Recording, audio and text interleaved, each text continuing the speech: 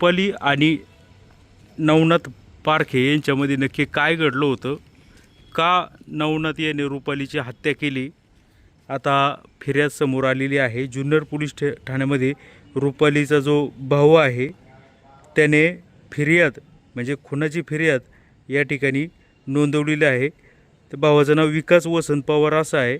त्यांनी फिर्यादीमध्ये म्हटलेलं आहे की रुपाली जी होती, रुपाली आणि तिचा नवरा नवनाथ यांच्यामध्ये सतत काय ना संशयावरून वाद व्हायचा, सतत भांडणं व्हायची। याच्यामुळं ती वारंवार निघूनही गेली होती।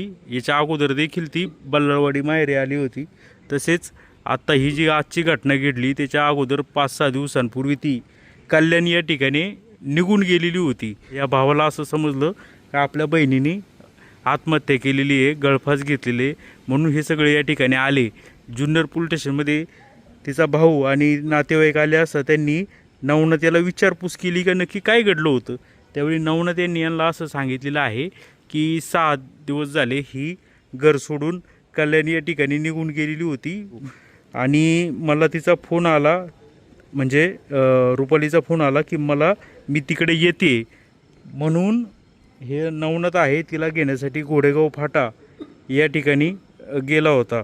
मोटरसायकलवरून ते गावी आले निमगावतर्फे माळुंगे आणि मग त्यांच्या गोठ्यामध्ये गेले आणि त्या गोठ्यामध्ये 1:30 वाजताच्या सुमारास यांच्यामध्ये पुन्हा दोघांमध्ये रुपाली आणि नवनाथमध्ये वाद झाला आणि रुपाली म्हणू लागली की माझे सोन्याचे दागिने आणि बँकेचे पासबुक मला द्या। त्यावेळीस नवनाथ याने ते सोन्याचे दागिने आणि जे काय बँकेचं पासबुक आहे तो द्यायला नकार दिला। त्यामुळं दोघांमध्ये भांडणं झाली आणि त्यावेळी रुपाली नवनाथला म्हणाले की मी तुझ्यासारखे 56 पाहिले आहे असं म्हणाल्याच्या नंतर नवनाथ याने रुपालीला गोट्यामध्ये खाली पाडून तिचा दोन्ही हाताने गळा दाबला, त्यामुळे ती मरण पावली।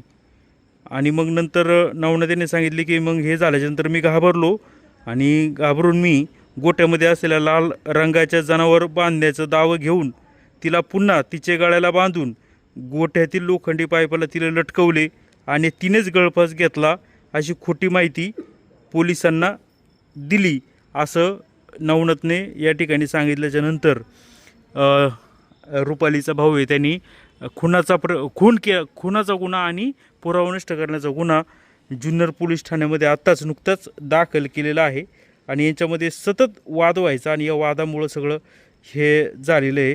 हा पती जो आहे नवनाथ हा चारित्र्याचा संशय घ्यायचा आणि संशय घेऊन मारहाण करायचा, त्यामुळे ती वारंवार माहेरी वगैरे निघून यायची आणि ह्याच संशयाच्या भूतामुळं या नवनाथने असा हे केलेला आहे।